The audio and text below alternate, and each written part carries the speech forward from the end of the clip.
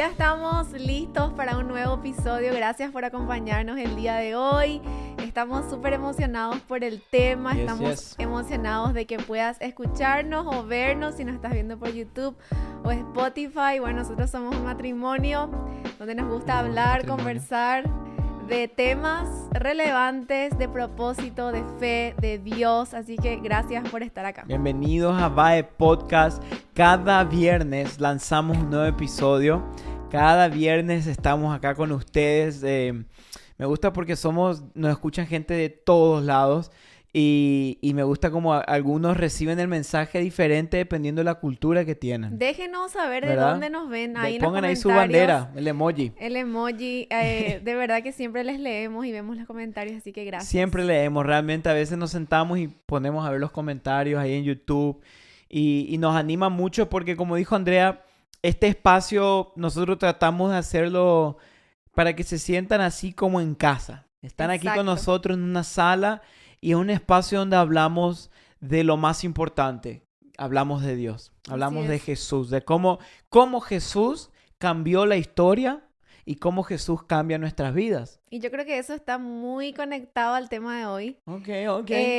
Y está súper interesante. Así que si te gustan los temas pesados o los temas profundos, este es tu lugar. Porque hoy vamos a hablar de qué hace a Jesús tan diferente. De qué hace a Jesús tan diferente de otros dioses, ¿verdad? De otras religiones, tal vez. O de otros supuestos mesías. Entonces, si te gusta anotar y tomar nota, de verdad que acá vamos a estar tirando información muy, muy buena. O, por ejemplo, ¿qué hace diferente a Jesús de otros seres humanos? También. De vos y de mí. Exacto. ¿Qué hizo diferente? ¿Qué hace a Jesús tan diferente? Es una pregunta que muchos se han preguntado, yo creo, a lo largo de la historia. Sí. Yo me pregunté muchas veces, ¿qué hace a Jesús tan diferente, tan único? Sí. Sería la palabra. ¿O por qué sigo a Jesús? Claro, ¿verdad? Eso es algo que en algún punto de tu vida tenés que preguntarte si sos cristiano y sos seguidor de Jesús. Sí. ¿Por qué sigo a Jesús? Claro, eso, incluso vos que decís esto, ahora que me acuerdo de esto, que vos te cuestiones tu fe no es algo malo, sino que al contrario es una buena señal, ¿sabías? A veces uno dice, no, pero cuando vos te cuestionas tu fe, estás dudando y la duda es mala. Pero yo creo lo contrario, yo creo que cuando tú te cuestionas tu fe, realmente es algo positivo, porque cuando te cuestionas algo es porque de verdad tú estás tratando de entender eso. Sí, y querés ir más profundo. Claro, y querés ir más profundo y querés servirle con todo. Fíjate, eso le pasó a Juan el Bautista. En sus últimos días de vida mandó a un par de discípulos de él a preguntarle a Jesús si realmente era Jesús el Mesías que estaban esperando. O sea, él se cuestionaba.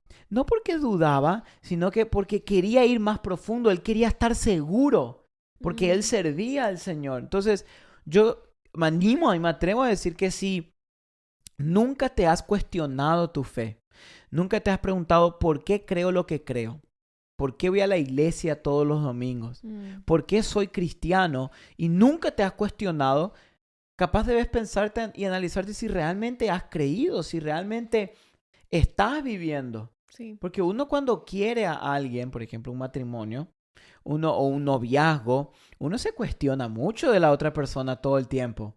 Para ver si es ella, si me gusta lo que hace. Por eso yo creo que esas preguntas... O sea, antes de casarte. Claro, antes de casarte. Después cuando se casan ya cuestionan quién comió el último flan o no. Vos. ¿Quién comió el último chocolate que dejamos en la heladera? Esas son las cuestiones de los casados, ¿verdad? Pero preguntarse es bueno. Y ahí sale esta pregunta, ¿qué hace a Jesús tan diferente? Sí, me encanta el tema porque de verdad que ya lo estuvimos leyendo juntos y analizando y de verdad que está súper bueno. Es mucha teología, mucha historia. Mucha. Entonces yo creo que siempre es bueno saber defender también lo que uno cree.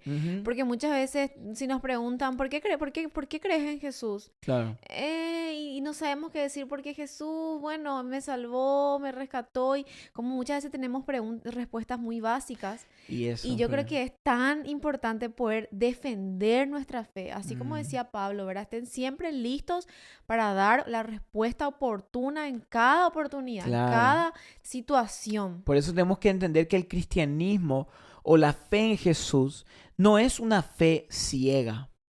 Una fe, en otras palabras, ilógica, donde tú no tienes que entender, tú crees nomás. Porque vemos mucho de eso, ¿verdad? Que capaz alguien empieza a preguntarse más o quiere estudiar más y saber más. No, tú crees nomás. Pero ¿cómo no? Vos crees nomás, no te hagas preguntas, no dudes porque eso es del diablo. Entonces pensamos que nuestra fe, pensamos que nuestra fe tiene que ser ilógica, que no tiene lógica. Creer y punto. Creer y punto. Y obviamente la fe es buenísima, pero yo creo firmemente que la fe en Cristo, en el Padre, en el Espíritu Santo es muy lógica. Sí. Que la fe en la palabra tiene mucha razón. No es una fe sin razón o ilógica. O ciega. Es una fe que tiene bien, ¿cómo se dice? Cimentada su esperanza. Sí. Por eso es tan importante, como vos decías, amor, me gustó, que tenemos que estar listos para defender nuestra fe. Sí. Esto es un peligro Siempre. Porque a veces nos conformamos con una fe y con un conocimiento de nuestra fe tan superficial que si alguien viene con una honesta pregunta sobre la palabra o la Biblia, no sabemos qué decirle. No. Como por ejemplo, cuando alguien te dice, ¿por qué vos crees en la Biblia? ¿Cómo crees en ese libro? ¿Cómo sabes que la Biblia realmente fue escrita por estas personas y no fue un invento humano? ¿Cómo es inspirada por Dios? ¿Por qué se cree eso? Claro. ¿Verdad? Y tantas preguntas que hay que a veces, y que hay respuestas que podemos dar muy buenas, pero tenemos que estar preparados y listos y estudiados y capacitados. Y eso, hay muchas cosas. Por eso yo creo que la fe es muy lógica, y una de las cosas que yo siento, y casi todo lo que vamos a hablar hoy, aprendimos de un libro que se llama Más que un carpintero, muy conocido, y también varias cosas del autor C.S. Lewis. Sí. ¿Ok? Si quieren por ahí tener fundamento y después ir a leer, les recomiendo porque sacamos mucha información de varios libros. Pero una de las cosas que él hablaba, el autor de Más que un carpintero, dice que una de las cosas que le hace distinto a Jesús de los demás es que es impresionante cómo el nombre Jesús incomoda a las personas. Sí, ya me pasó mucho. Es como el nombre de Jesús, cuando lo traes a una conversación con alguien, trae incomodidad o resistencia hacia esa persona. O sea, que las personas se resisten cuando vos hablas de Jesús. Y alguien que está mirando, capaz de decir, a mí me pasa eso. Es increíble. Tú a veces estás hablando con alguien y tú mencionas a Jesús y la cara de la persona cambia. Sí, ¿por qué será eso, verdad? Porque tiene como que algo el nombre de Jesús. Y ya nos pasó muchas veces ese debate, ¿verdad? Muchísimas. Cuando estamos conociendo gente, no sé, ponerle en el centro comercial o shopping mall o como le llames. Me acuerdo que hablábamos con gente y nos preguntaban a ella qué se dedican o lo que sea. Y bueno, somos pastores, hablamos de Jesús y la cara de las personas cambia, literal. O si no te cortan. Y tipo nos quieren evadir al toque y nosotros, pero... Sí, tipo, ok, bueno, I'm leaving, me estoy yendo, gracias, hermano, chao. Pero es increíble como el nombre de Jesús incomoda. ¿Por qué digo esto? Porque tú mencionas otros nombres, qué sé yo, Aristóteles, Sócrates, Confucio, Buda, Mohamed. Y no incomoda. Tú le mencionas a alguien, a Buda, le mencionas a Buda. Ah, sí, la paz, la mente en blanco, el hinduismo, el budista, ¿verdad? Pero tú mencionas Cristo, Jesús, e incomoda. Y ni siquiera tanto como Dios. Porque mucha gente, Dios te bendiga, Dios te bendiga. Pero que tú digas, hey, Jesús te bendiga. O la gente, por ejemplo, que gracias a Dios estoy muy bien. Gracias a Dios. ¿Verdad? Usamos mucho más el nombre de Dios que de Jesús. Sí, ¿verdad? Pero el nombre de Jesús algo tiene. Incomoda. Trae, y muchas veces vemos esa resistencia o gente que tú le mencionas de Cristo y quiere cortar la conversación. Y yo creo que eso ya nos da a entender mucho del ámbito espiritual. Sí. Del poder que el nombre de Jesús tiene espiritualmente. Tal cual. Cuando tú mencionas Jesús, la muerte reconoce ese nombre. Quiero que entiendas esto. El infierno, la muerte y los demonios reconocen cuando vos mencionás el nombre Jesús. porque fue Él el que venció la muerte, el infierno y a Satanás. Sí. Entonces es increíble en el ámbito espiritual como cuando tú mencionas Cristo Jesús, algo pasa. Sí. Y está interesante esto porque también nos lleva a otro punto que afirmaba el autor, que Jesús fue el único que afirmó ser Dios. Sí, eso me llamó mucho la A mí atención. también, a mí Yo no también. sabía eso y cuando leí el libro lo aprendí, Ajá. que si nosotros vemos, comparamos todas las otras religiones, ¿verdad?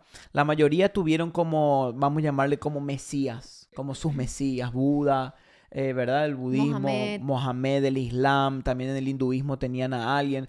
Y es interesante porque todas esas personas, ninguno se hizo llamar a sí mismo o se mencionó o afirmó que era Dios. Wow. Mohamed en el Corán en ningún momento menciona que él era Dios. Él dice un profeta de Dios. Pero cuando vemos a Jesús, fue el único que dijo, entre todos estos supuestos mesías, yo soy el camino, la verdad y la vida. Y yo creo que eso ya nos da a entender por qué a veces el nombre de Jesús incomoda. Porque es la verdad. Sí, Él es la verdad. Y la verdad siempre incomoda. Sí. La mentira no. La mentira no incomoda. Pero la verdad siempre tiene esa colita que te deja que vos quedes como...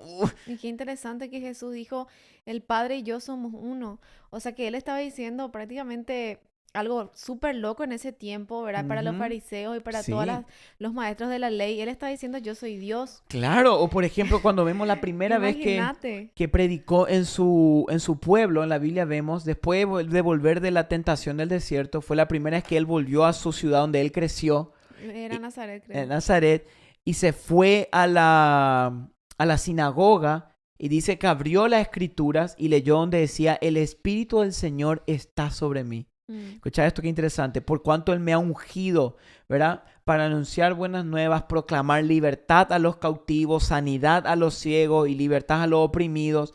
Y después se sentó y dice la Biblia que dijo, hoy se cumple esta escritura delante de todos ustedes. Wow.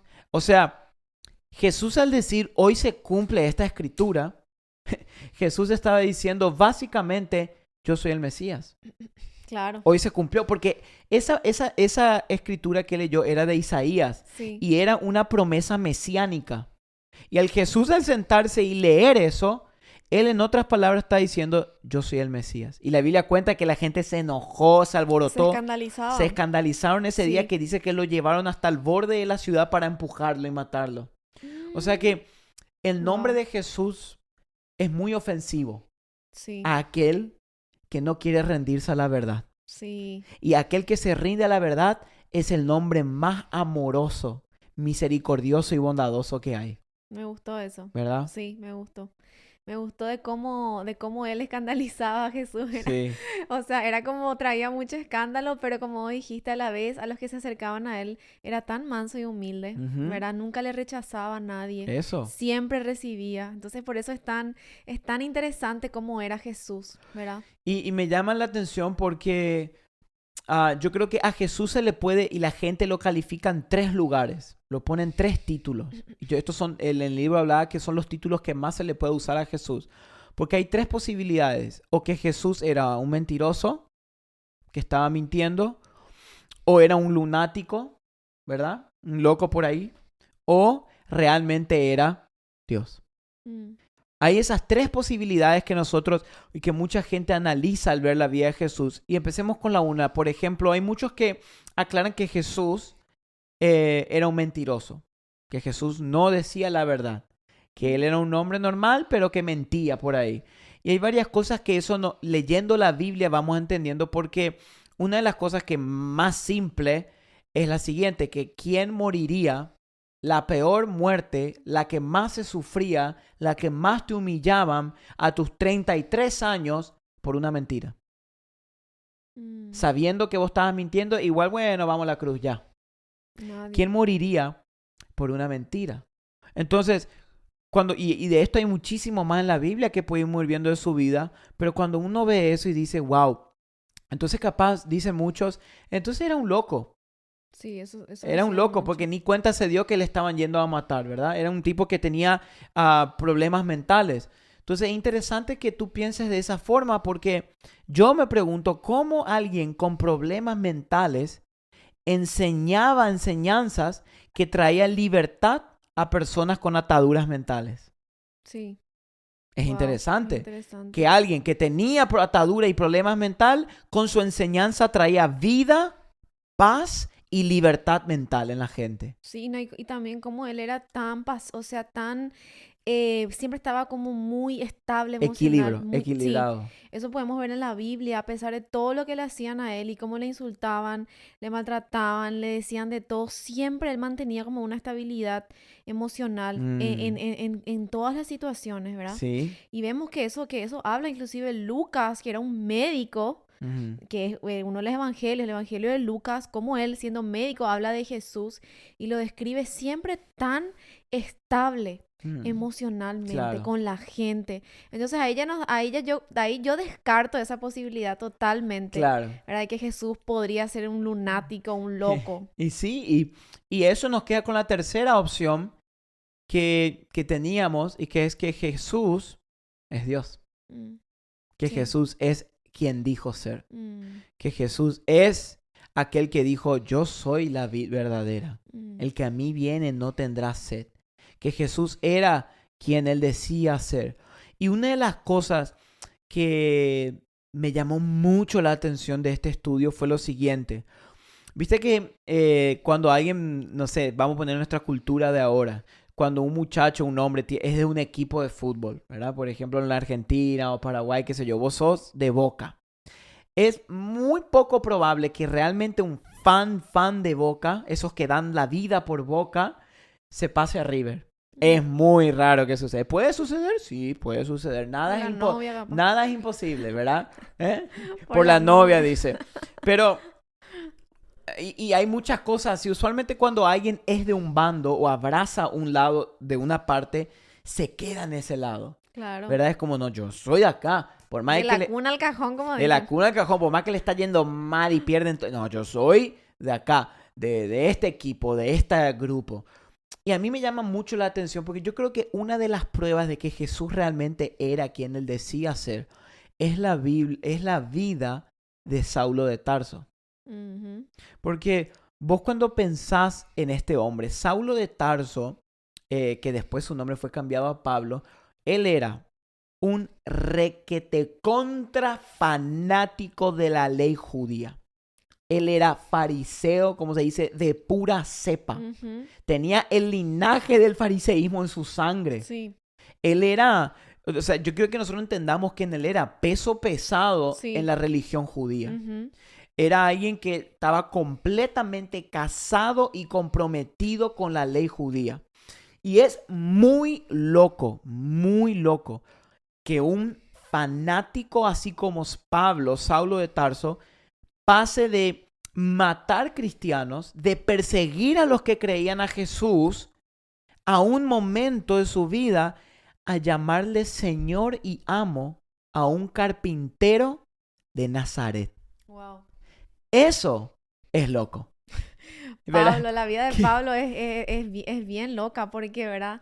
Como él, como dijiste, de matar a cristianos, hoy le estaba llamando Mesías o el Señor a un carpintero de Nazaret. Y sí, porque eso es lo que era, ¿verdad? Ujú. La gente decía, cuando Jesús fue a visitar a su pueblo, dijeron, ¿no es este el hijo de José? El carpintero. Algunos, pero este me hizo el mueble en el patio de mi casa. Mi silla. Este me hizo la silla con la que yo como todos los días y ahora está diciendo que es el Mesías. Y entonces es muy loco ver que un fariseo llame Señor a un carpintero de Nazaret llamado Jesús. Sí. Eso yo creo que es una de las muestras más concisas y poderosas que tenemos de que realmente Jesús no era un mentiroso ni un lunático, sino que había y hay poder en el nombre de Jesús. Y como Pablo entendió la gracia como pocos. Sí, como pocos. Porque podemos ver en el Nuevo Testamento, la mayoría de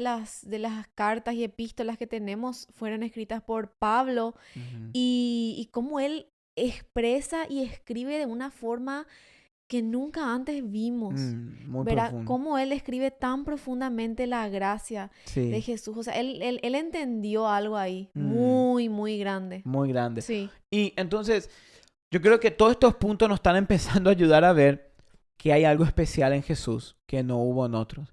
Y yo creo que una de las cosas que también nos puede ayudar a entender mejor esto, qué hay de diferente de Jesús o qué tiene Jesús que es tan único, es las exageradas pruebas que hay sobre su evangelio, sobre la Biblia y sobre su persona. sí, Las exageradas cantidades de manuscritos que existen sí. sobre la vida de Jesús y su persona. Y quiero para que entiendan el contexto de lo que les voy a compartir, porque ustedes saben que la única forma de comprobar personajes históricos es a través de textos, de manuscritos o de evidencias Sí. históricas, ¿ok? Es la única forma en que podamos comprobar esto.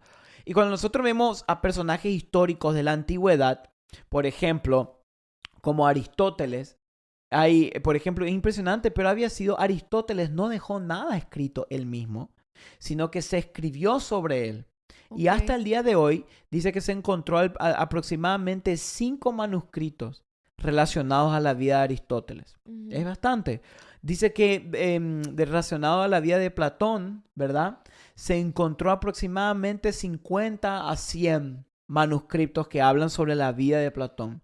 Y después hay muchísimos otros personajes de ese tiempo, personajes históricos como Julio César y todos estos famosos, que se le encontró en un promedio de 100 a 150 manuscritos. O sea, entonces es muy probable que Aristóteles, Sócrates, Platón eran personas de verdad, porque se encontró mucho. Y después, por ejemplo, llegamos al punto del Islam. En el Islam, el Corán, manuscritos sobre Mohammed, que es el Mesías del Islam, y sobre el Corán, hasta el día de hoy, se encontraron 6 manuscritos. Wow. Y es interesante, ¿por qué se encontraron 6? Porque dice que Mohammed, cuando hablaba de lo que él enseñaba, él decía que no lo iba a escribir, sino que Dios le dijo que tenía que pasarse de boca en boca. Entonces se iban pasando de boca en boca. Y dice que aproximadamente hoy hay 50 a 60 diferentes versiones del Corán. Wow. Porque nunca hubo algo escrito desde que empezó. Y después llegamos a la vida de Jesús. Llegamos a la vida de la palabra de Dios. Hasta el día de hoy, y escuchad este número, se encontraron alrededor de 25,000 manuscritos sobre la Biblia. Wow. Solo el Nuevo Testamento. Esto es solo el Nuevo loco. Testamento, sin contar lo que se encontró del Antiguo Testamento en el Mar Muerto y mucho más. Sí. 25,000 manuscritos. Esto es muchísimo. Sí. Es impresionante la cantidad que hay. Entonces, cuando algo se encuentra, y no solamente la cantidad, porque uno dice, bueno, se encontró, pero fueron escritos miles de años después de Jesús. No, dice que los manuscritos que se encontraron, los más tempranos, los más viejos, se encontraron a 50 a 70 años después de que Cristo haya resucitado. O sea que fueron testigos oculares. Ahí. Los que vieron y escribieron esto. Testigos oculares que predicaron, vivieron unos años y empezaron a escribir todo. Es impresionante la cantidad de pruebas y manuscritos que hay sobre la Biblia. Sí. Y o sea, que me llama la atención porque, y quiero ir terminando con esto, 2 de los manuscritos más tempranos que se encontraron son fragmentos, o sea, pedazos rotos, ¿verdad? Viejito ya. Y no sé si esto es coincidencia, esto es una teoría mía, pero a mí me gustó mucho. Pueden ir a buscarlo en internet. Los 2 más antiguos son del libro de Juan y de Apocalipsis, que él escribió los 2.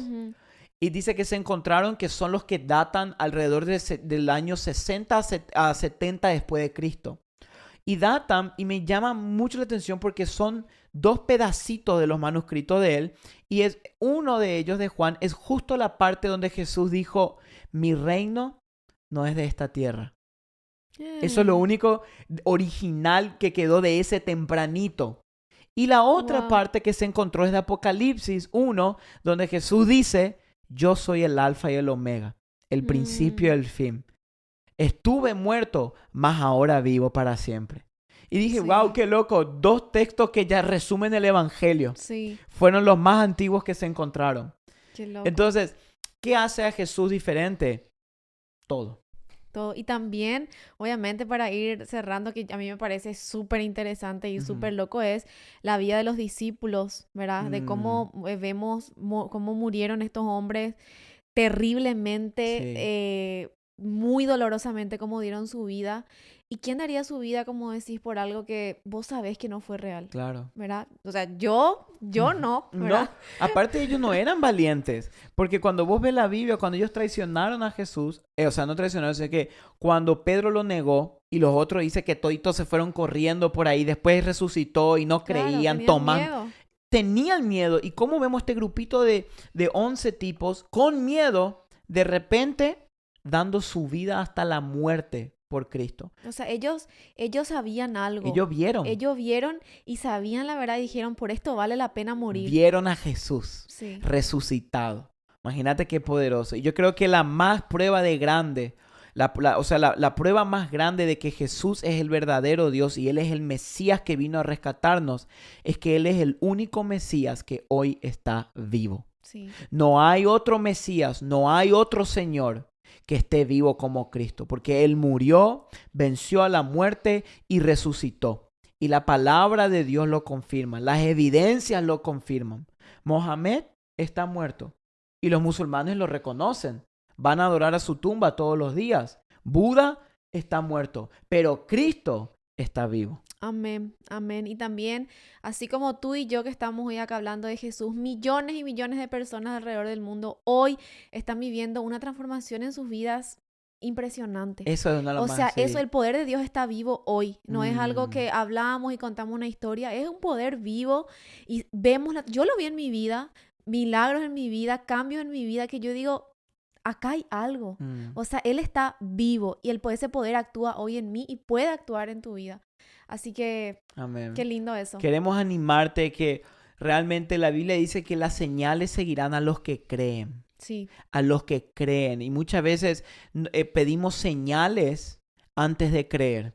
Y yo quiero animarte a que hoy tú puedas creer en la palabra de Dios, creer en Jesús. Evidencias hay, pero todo llega a un punto: decidir por Jesús.